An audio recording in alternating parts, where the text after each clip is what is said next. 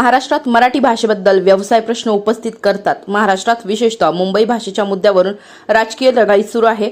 बाळासाहेबांनी मराठी भाषा वाचवण्याचे आवाहन केले. मराठी लोकांना आता त्यांच्या मागण्याचे महत्त्व समजत आहे. राज्यात स्थलांतरितांची सध्याची घुसखोरी आणि शोषण पाहून त्यांची भीती खरी ठरली आहे. मुंबई शहर मुंगीचे जीवनस्थान बनले आहे. पुणे, नाशिक, नागपूर, कोल्हापूर आणि कोकण जिल्हे स्थलांतरितांच्या तावडीतून सापडले आहेत. महाराष्ट्रात मराठी लोकांच्या तावडीतून सुटला आहे. इतर राज्यातून लोक मोठ्या संख्येने महाराष्ट्रात आले आहेत आणि अजून लोक येत आहेत.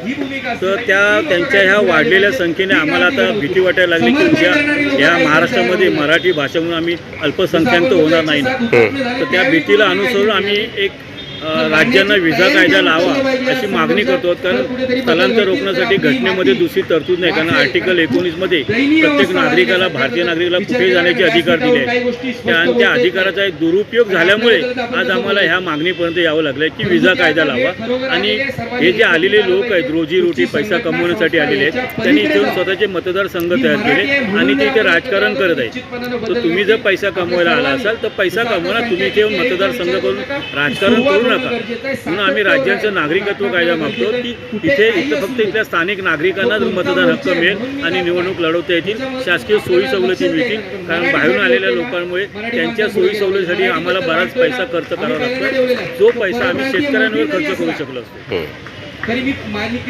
हे किती दिवसचे आंदोलन आहे, किती लोक तुम्ही आलेले आहे आणि कोणाकोणाला भेट झाली तुमची?